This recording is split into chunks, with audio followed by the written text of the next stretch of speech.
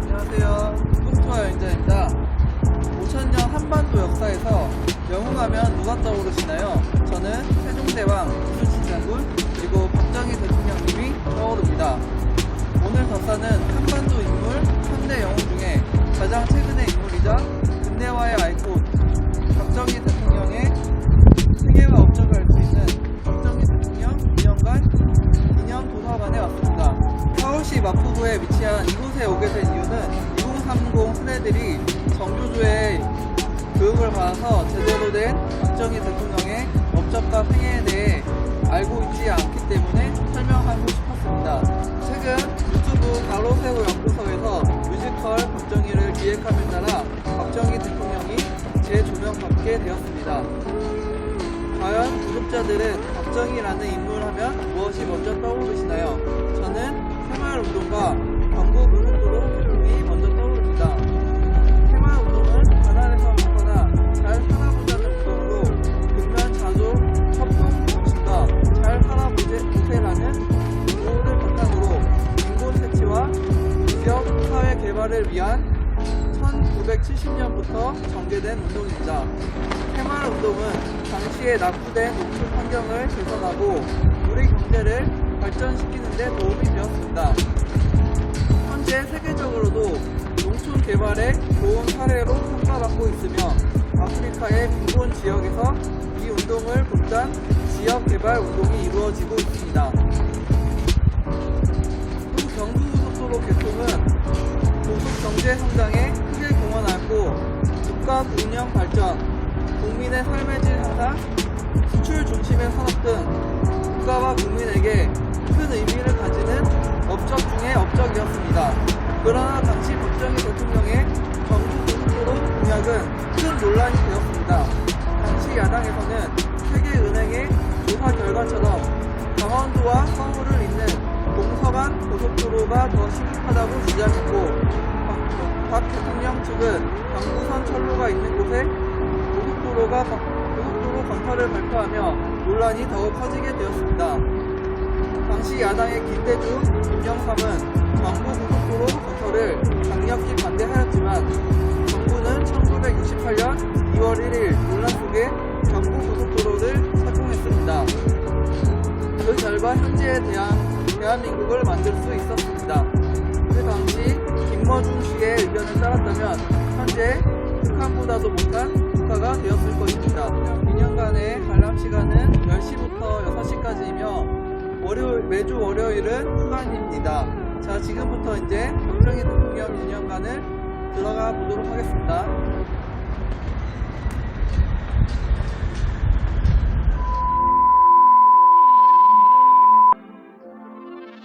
기념관에서는 촬영이 제한되어 있어서 기념관 방문 후 돌아와서 자료를 만들어 봤습니다. 제목을 북봉투어 번외편 대한민국의 영웅 박정희로 정해봤습니다. 박정희 대통령 기념재단 축제와 내 일생 조국과 민족을 위하여 라고 직접 적으신 박정희 대통령의 말씀을 첫 자료로 써봤습니다.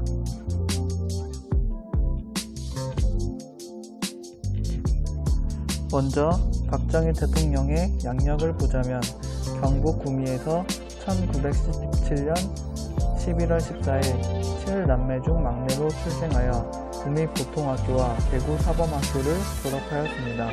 졸업 후 문경보통학교에서 3년간 교사로 재직하였으며 만주국 육군공단학교와 일본 육군사관학교를 졸업하며 군인의 길로 들어서게 됩니다. 건국 후 조선경비사관학교에 입교하여 우수한 성적으로 졸업하고 1961년 5월 16일 혁명을 성공시키며 국가재건 최고회의 의장이 됩니다.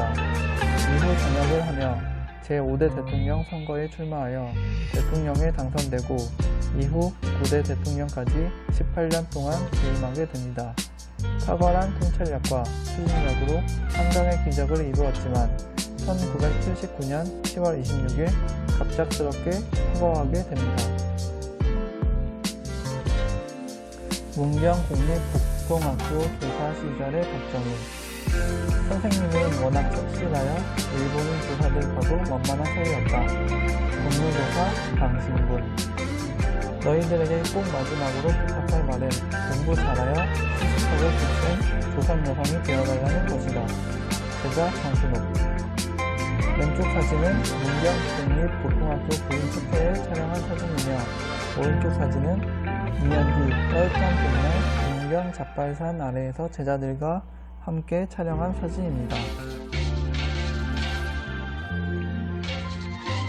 조사 박정희에서 군인 박정희로. 선생님은 이 다음에 뭐가 됐겠습니까? 나는 대장이 될란다. 전장에 나가서 용감히 싸워 이기는 대장이 될란다.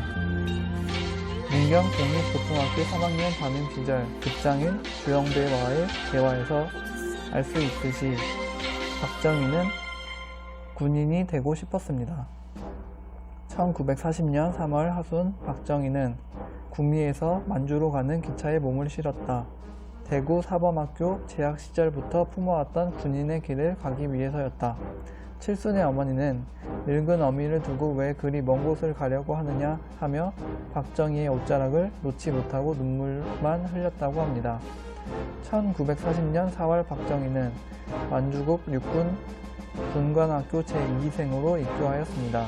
이후 우수한 학업 성적으로 일본 육군사관학교에 편입할 수 있는 특전을 얻게 되었고 광복 후에는 조선경비사관학교 현 육군사관학교에 입교, 1946년 12월 14일 3등이라는 뛰어난 성적으로 졸업하였습니다. 당시 그의 나이는 29살이었습니다. 박정희는 원칙주의와 유연성을 두루 갖추고 장교로서의 탁월한 리더십과 통찰력을 발휘하며 어릴 적부터 꿈꾸어왔던 군인의 길을 걷게 되었다.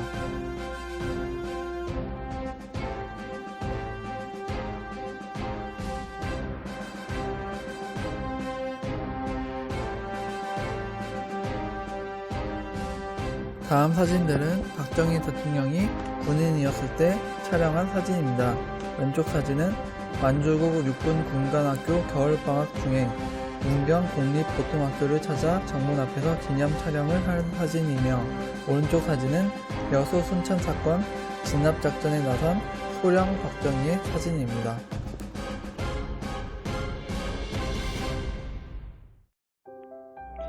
부패와 무능에 맞서다.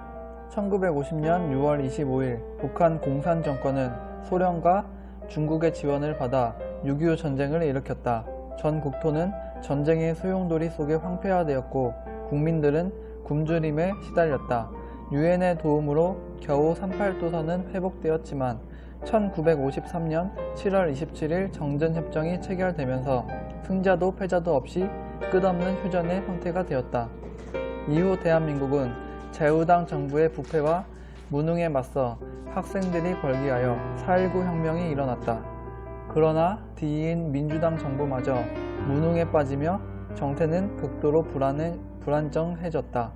이때 뜻있는 젊은 영광급 엘리트 장교들이 중심이 되어 국가와 민족의 앞날을 위해 나서게 되는데 이것이 바로 5.16 혁명이다. 5.16 군사혁명 공약 1. 반공을 국치의 제1위로 삼고 지금까지 형식적이고 구호에만 그친 반공태세를 재정비 강화한다. 2.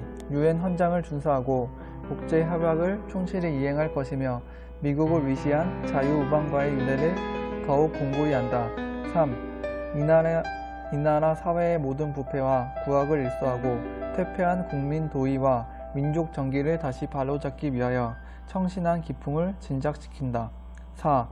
절망과 기아 선상에서 허덕이는 민생고를 시급히 해결하고 국가 자주경제 재건의 총력을 정주한다. 5. 민족적 수건인 국토통일을 위하여 공산주의와 대결할 수 있는 실력배양에 전력을 집중한다. 6. 이와 같은 우리의 과업이 성취되면 참신하고도 양심적인 정치인들에게 언제든지 정권을 이양하고 우리들 본연의 임무에 복귀할 준비를 갖춘다.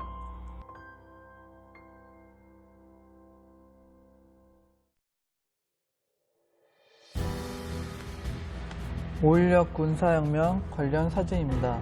왼쪽 사진은 5.16 군사혁명 이후 혁명군에 의해 체포된 깡패들입니다. 대표적으로 이정재가 있습니다. 여기 현수막을 보면 나는 깡패입니다. 국민의 심판을 받겠습니다.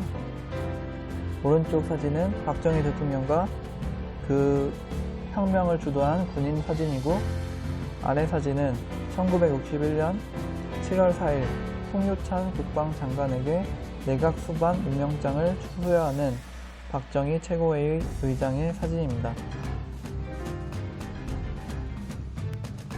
5.16 혁명 이후 박정희 의장은 국가 자주경제 재건을 위해 노력하게 됩니다.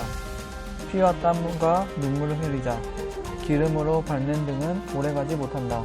피와 땀과 눈물로 밝히는 등만이 우리 민족의 시계를 올바르게 밝혀줄 수 있는 것이다. 국가 혁명가 나 중에서. 왼쪽 사진은 충주 비료 공장을 시찰하는 박정희 의장 사진이며, 오른쪽 사진은 미국을 방문한 박정희 의장과 케네디 대통령의 사진입니다.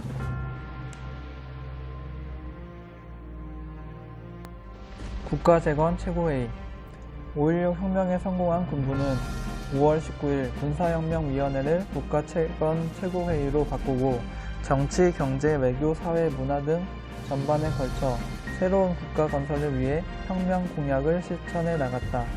이 과정에서 최고회의는 4,000년 빈곤의 역사를 찍고 민족 수건인 잘 사는 나라를 만들기 위해 경제기획원을 설치하고 경제개발 5개년 계획을 추진하였다.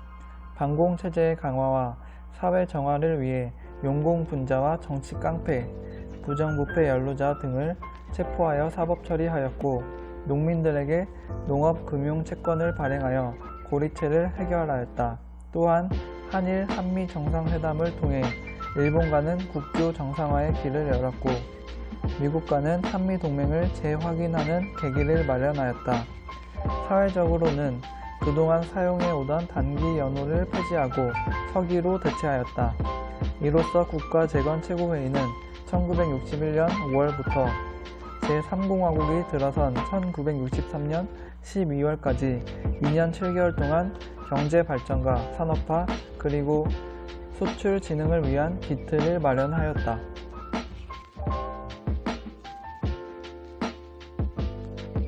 군인 박정희에서 정치인 박정희로. 5월 혁명은 단순한 변혁도 외형적 질서 정비도 새로운 계층 형성도 아닙니다.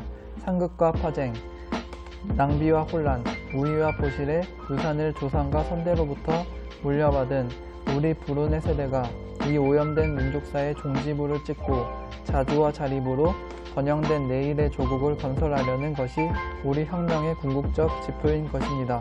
1963년 8월 30일 전역사. 아래 사진은 박정희 대통령이 군인을 전역하는 사진과 전역사 사진입니다. 5대 대통령 박정희. 드디어 박정희 대통령이 취임하게 됩니다. 투표율 85%, 상대 정당은 민정당, 박정희 대통령은 민주공화당으로 출마하게 됩니다. 상대 후보는 윤보선이었습니다. 윤보선은 4대 대통령이기도 하죠. 투표 퍼센테이지를 보면 박정희 대통령이 46.6%, 윤보선 전 대통령이 45.1%로 근소한 차이로 박정희 대통령에 당선되게 됩니다. 지도를 보자면 수도권은 윤보선을 지지하고 전라도와 경상도가 박정희 대통령을 지지하게 되었습니다. 지금과는 아주 다른 모습이죠.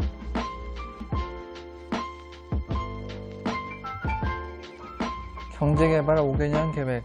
6.25 전쟁 이후 국민들은 끼니조차 해결하지 못하며 가난에 허덕였다. 당시 우리나라 경제는 미국의 원조에 의존하고 있었다. 미국의 원조 없이는 국가 운영 자체가 불가능한 상황이었다. 자원과 자본은 한정되어 있고 빈곤 속에 실업률은 늘어만 갔다. 국가의 자립경제를 이루기 위해서는 경제개발 계획이 유일한 돌파구였으며, 이에 1962년부터 경제개발 5개년 계획을 시작하였다. 이 계획은 장기적으로 낙후된 우리 경제를 의도적으로 발전시키기 위해서 처음 시도된 것이었고, 빈곤에 대한 생명론이나 체념에서 벗어나 자율적 의지에서 경제 성장을 위한 노력의 시작이었다. 제1차 경제개발 5개년 계획은 자립기반 경제를 조성하는 시기였습니다. 1962년부터 1966년에 해당됩니다. 전력, 석탄 등 에너지원 확보, 농가 소득의 상승과 국민 경제의 구조적 불균형 시정, 기간 산업 확충과 사회 간접 자본의 충족, 고용의 증가와 국토의 보전 및 개발, 수출 증대를 통한 국제 수지 개선, 기술의 진행, 베트남 파병, 발전소 설치. 다음 사진들은 아주 명예롭고 또 위대한 사진들입니다. 왼쪽 이 상단부터 보면 독일에 파견된 광부를 격려하기 위한 박정희 대통령의 사진이며, 오른쪽 사진은 독일 간호사들 사진이며, 하단의 왼쪽 사진은 새마을운동 사진이고, 하단의 오른쪽 사진은 베트남 파병을 격려하기 위한 박정희 대통령의 모습입니다.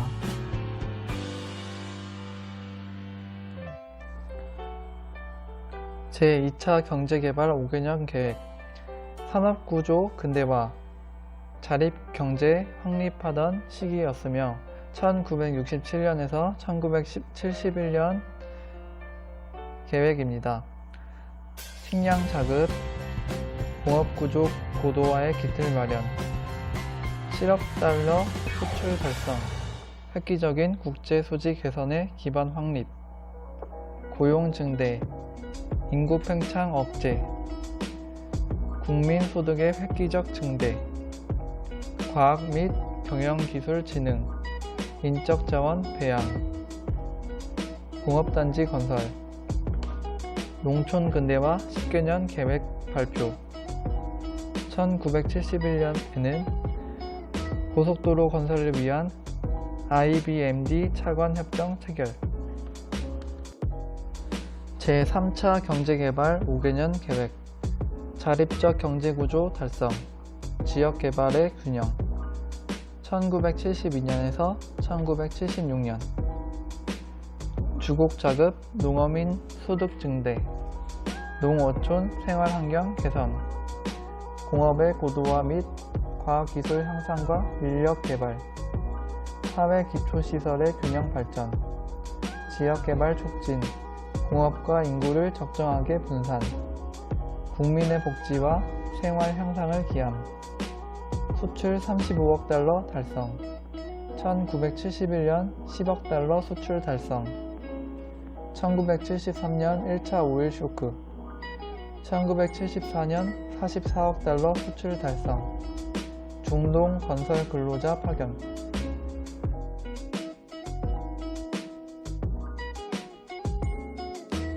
제4차 경제개발 5개년 계획, 자립성장구조 확립, 기술혁신과 능률 향상. 1977년에서 1981년 투자재원의 자력조달, 국제수지의 균형, 산업구조의 고도, 농어촌 생활환경 개선 사업 지속, 새로운 기술 도입과 토착화 촉진, 연구개발 투자 증대, 기업의 경영 확리와 노사협조체제 강화, 공정한 경쟁질서 확립, 수입 자유화 추진. 1977년에는 100억 달러 수출 달성, 1979년 2차 오일 쇼크, 의료보호제도 실시, 독일의 일터로 광부. 당시 서독파견 광부의 평균 임금은 한국 공무원 월급의 7배나 되는 600마르크로 중졸 이상의 광산 경력이 있는 자를 우선시했지만, 심각한 실업난에 광산 경험이 없는 대졸의 고학력자들까지 대거 지원함으로써 광부 500명 모집에 지원자가 무려 46,000여 명에 달하였다. 1963년 12월부터 1977년까지 7,936명의 광부들이 서독으로 파견되었고, 이들은 허리도 제대로 펼 수 없는 좁고 깊은 지하 갱도에서 8시간 이상 석탄을 캐는 힘든 작업을 하였다. 이를 본 서독 정부와 국민들은 한국인의 성실성을 높이 평가하였다. 이들이 1000m가 넘는 막장에서 목숨 걸고 벌어들인 외화는 대한민국 경제 발전에 크게 이바지하였다. 왼쪽 상단의 사진은 광부로 차출된 장정들을 격려하는 사진이며 오른쪽 하단의 사진은 독일에서 석탄을 캐는 광부를 격려하는 사진입니다. 이처럼 박정희 대통령은 국가를 위해 땀 흘리는 국민을 외면하지 않고 독일까지 가서 직접 살피는 등 세심한 모습을 보여줍니다. 지금 쇼통령 문읍읍과는 아주 다르죠?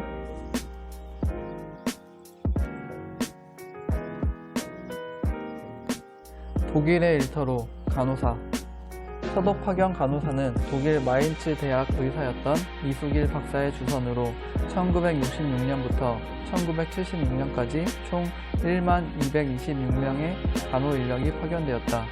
독일의 의료 시스템은 간호원 중심제로 간호사들은 의료인으로서의 업무 외에 환자 옷 갈아입히기, 병실 청소, 식사 보조 등의 일을 하였다. 이러한 고된 일가에도 연장 근무와 주말 근무까지 자청해가며 모은 돈은 가족들에게 보내줬다. 이들의 성실과 친절함에 독일 언론은 한국 젊은 여성의 친절, 상냥한 미소 등의 내용으로 취재에 열을 올리기도 하였다.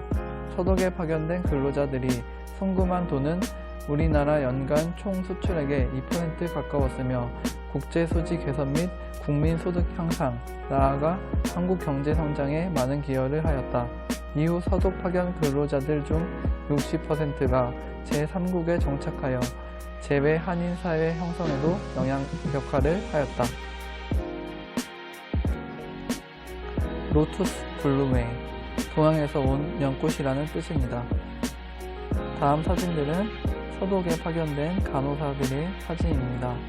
서독 파견 간호사들은 독일의 간호사 업무에 적응하면서 열심히 돈을 벌어서 한국에 송금을 함으로써 대한민국 한국 경제 성장에 많은 기여를 하였습니다.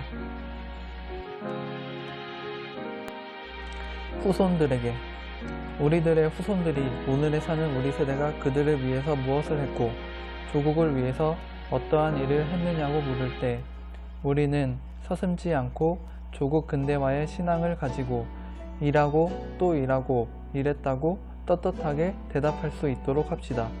1967년 1월 17일 박정희 대통령 연두교서 중에서. 오른쪽 사진들은 독일에 갔을 때 독일 총리와 만나는 박정희 대통령의 사진입니다.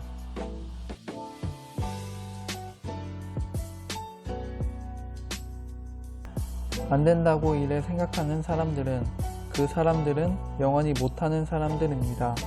될 수 있다, 할 수 있다 하는 그런 자신과 의욕이 있는 사람만이 나는 이것을 성취할 수 있다고 이렇게 보는 것입니다. 1971년 1월 11일 연도 기자회견. 왼쪽 사진은 박정희 대통령이 글을 작성하는 사진이며 오른쪽 사진은 국제기능올림픽 첫 종합 우승자들을 격려하는 박정희 대통령의 사진입니다. 위기를 기회로 바꾼 중동건설. 1973년 전세계에 제1차 석유 파동이 발생되었습니다. 경제개발이 한창이었던 우리나라는 당시 중화공업 정책을 추진하던 중에 석유 파동으로 인해 큰 위기에 직면하였다. 정부는 타겟책의 일환으로 태권도 교관 파견 및 최규하 국무총리를 특사로 파견하는 등 중동과의 교섭과 관계 형성에 나섰다. 이러한 노력으로 국내 기업들이 중동에 진출, 중동의 토강 공사로부터 항만 축조와 플랜트 건설 분야까지 각종 공사 수주에 나서면서 중동 건설 붐이 일어나게 되었다. 그 결과 1975년에서 1979년까지 중동 건설로 벌어들인 외화는 총 205억 달러, 같은 기간 총 수출액의 40%에 달하는 거액이었다. 근로자 수도 급증하여 1978년에는 10만 명에 육박하였다. 정부와 기업의 적극적인 대응으로 국가적 위기였던 석유 파동을 기회로 바꾸었고 경제 발전하였다. 대한민국 철강 산업의 신화, 포항제철소. 제2차 경제개발 5개년 계획을 추진 중이던 우리나라는 안정적인 철강 공급을 위해 제철소 건설의 필요성이 대두되었다. 그러나 제철소 건설에 대한 국내외의 반대가 극심하였고 건설에 필요한 막대한 자본을 투자하려는 나라도 없었다. 이에 박정희 대통령은 1965년 한일 협정으로 확보된 대일 청구권 자금 일부를 전용하여 건설 비용에 충당함으로써 1970년 포항 제철소 1기 설비를 갖추게 되었으며 10년 만에 연간 550만 톤의 철강을 생산함으로써 세계 굴지의 기업으로 성장하였다.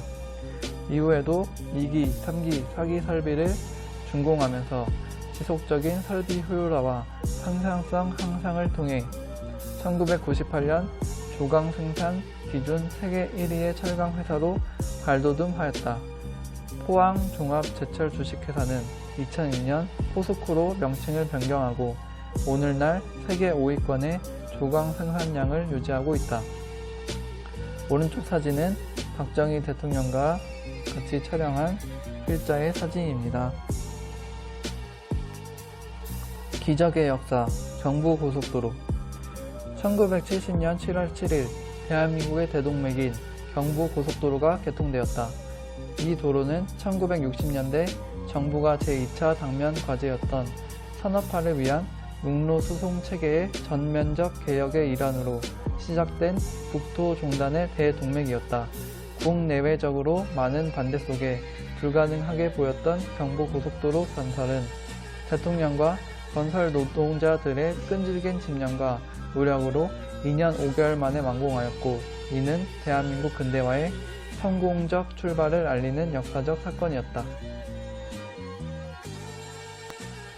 개통 당시 경부고속도로는 서울특별시 강남구 압구정동에서 부산광역시 금정구 구서동까지 총 428km로 완공되었다.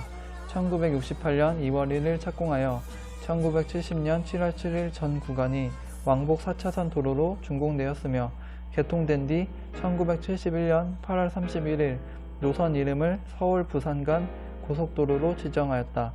총 429억 원이 투입된 경부고속도로는 16개의 업체와 3개의 건설 공병당이 시공에 참여하여 연 인원 892만 8천 명과 165만 대의 장비가 투입된 대규모 국가 사업이었다. 만일 우리가 오늘 하루를 허송하여 과학기술진흥을 소홀히 한다면 남보다 1년 뒤떨어지게 될 것이며 1년을 아무 노력 없이 보낸다면 10년 또는 20년 이상의 후퇴를 면할 수 없을 것이다. 1970년 4월 21일 과학의 날 담화문. 이 말대로 박정희 대통령은 말뿐이 아니라 실제로 행동에 옮기셨습니다.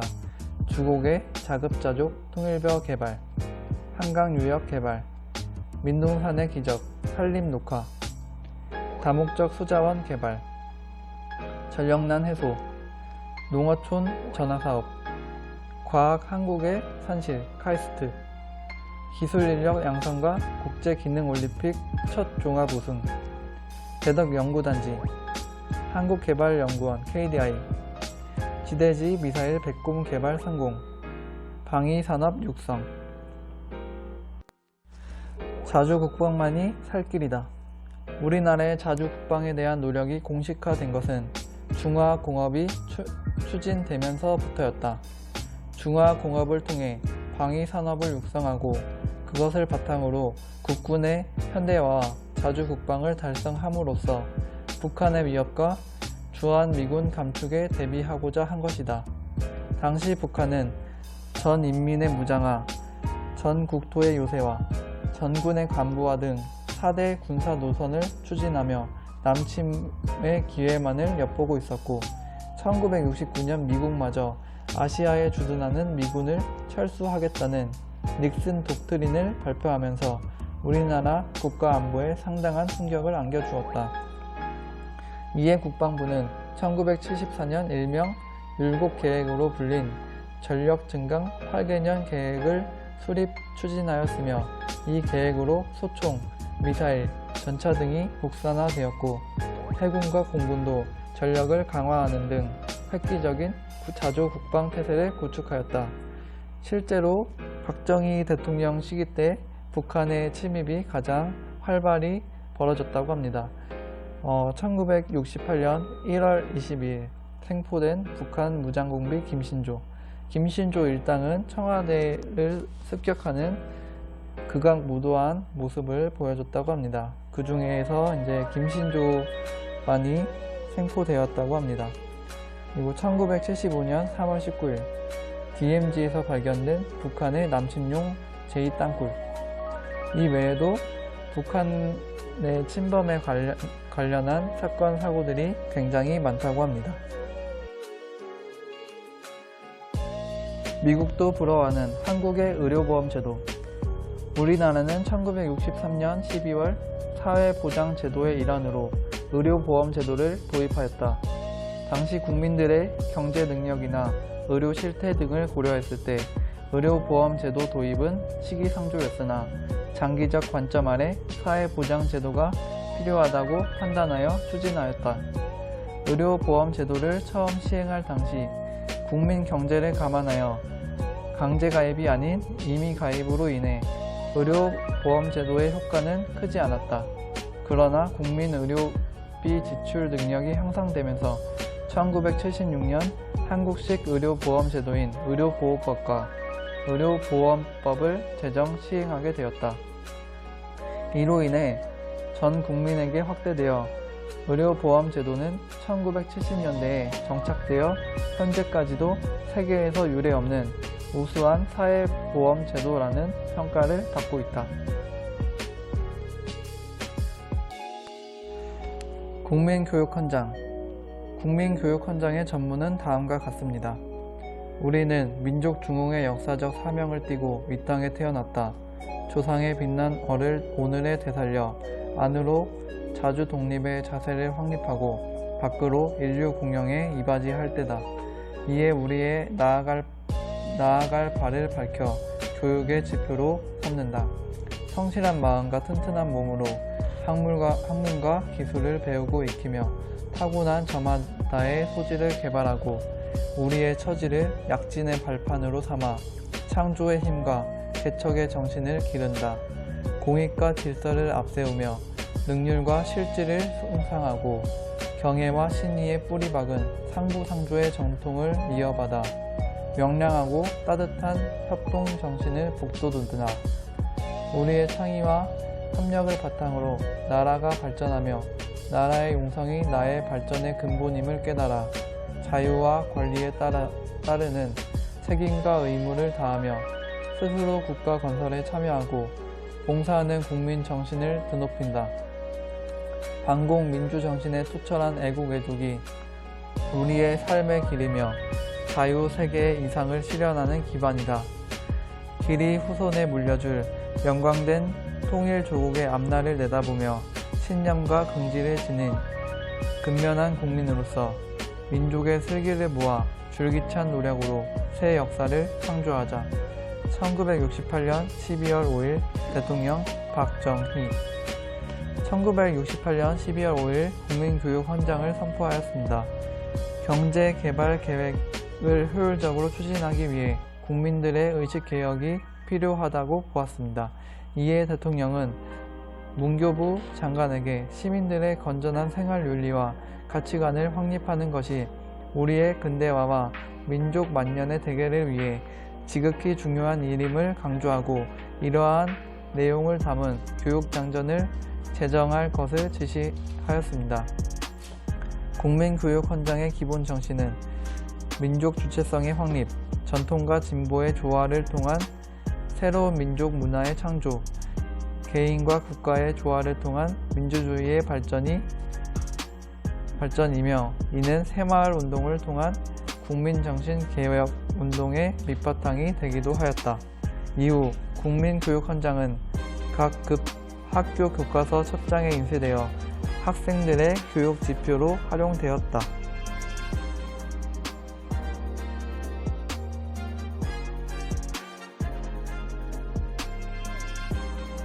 재임기간 외교활동. 박정희 대통령은 자본도 기술도 없는 우리나라가 빠른 시일 내에 산업화와 경제 발전을 이루기 위해서는 외국의 자본과 기술을 유치하고 이를 활용하는 것이 우선이라고 판단하였다.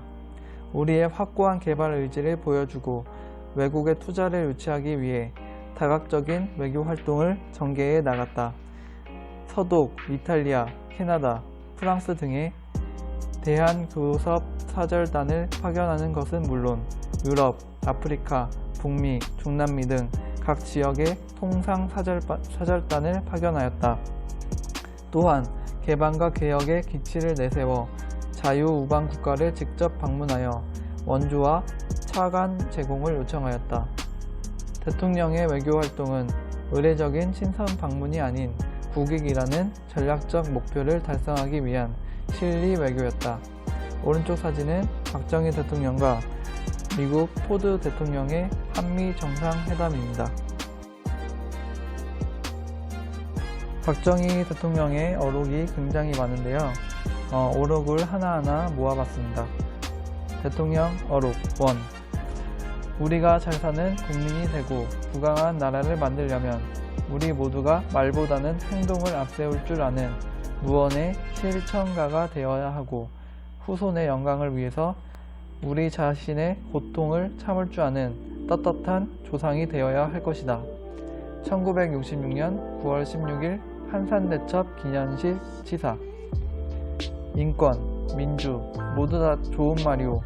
그러나 참다운 인권과 민주는 굶주림으로부터의 해방에서 나옵니다. 당장 배고파 죽어가는 국민들 앞에서 말장난을 해서는 안 됩니다.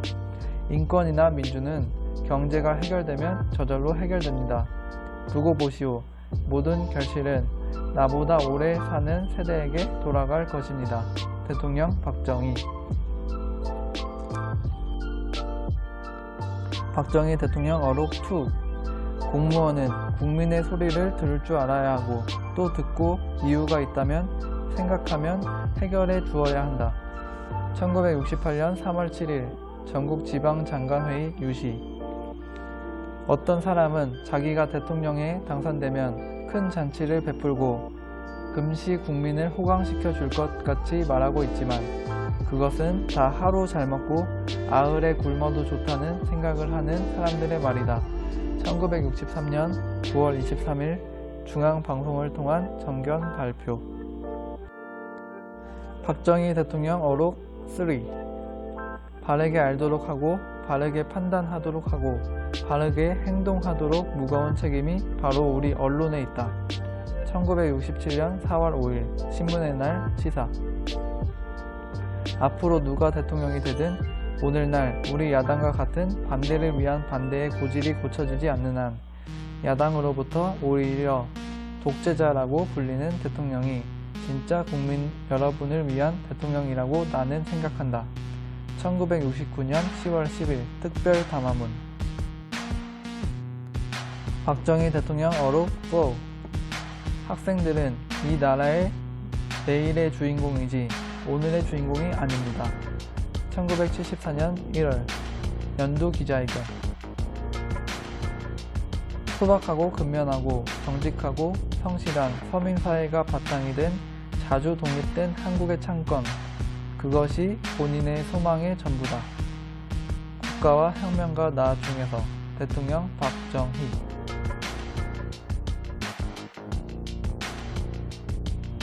마지막 사진은 박정희 대통령 기념관에서 촬영한 필자의 사진과 박정희 대통령 기념관 비석입니다.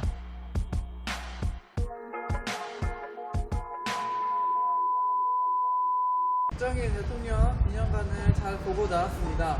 역시 박정희 대통령의 업적은 한두 가지가 아니었다는 것을 다시 한번 실감하게 되었습니다.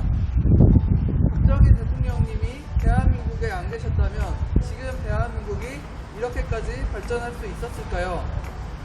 대한민국에서 박정희 대통령이 안 계셨을 상상을 하게 되면 정말 끔찍합니다.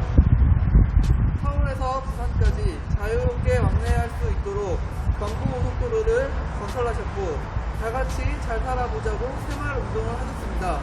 또 선진국 서북에 강부와 간호사를 파견하여 외화를 벌었고 또 월남에 군인들을 파견하여 외화를 벌어 그 돈으로 국민을 위해 많은 업적을 쌓아셨습니다.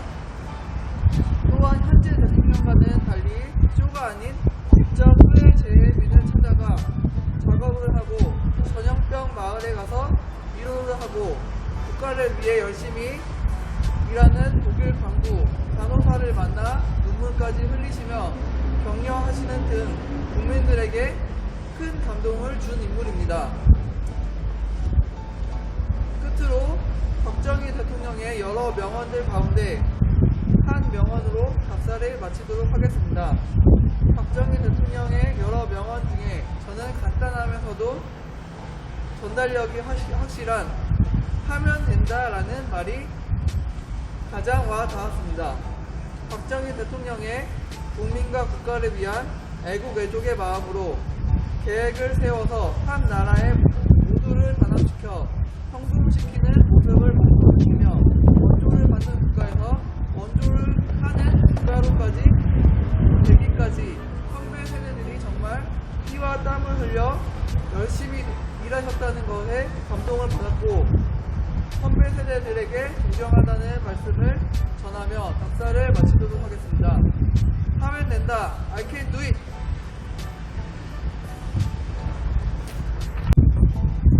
박정희 대통령 기념관을 잘 보고 나왔습니다. 역시 박정희 대통령의 업적은 한두 가지가 아니었다는 것을 다시 한번 실감하게 되었습니다. 박정희 대통령님이 대한민국에 안 계셨다면 지금 대한민국이 이렇게까지 발전할 수 있었을까요? 대한민국에서 박정희 대통령이 안 계셨을 상상을 하게 되면 정말 끔찍합니다. 서울에서 부산까지 자유롭게 왕래할 수 있도록 경부고속도로를 건설하셨고 다같이 잘 살아보자고 새마을운동을 하셨습니다.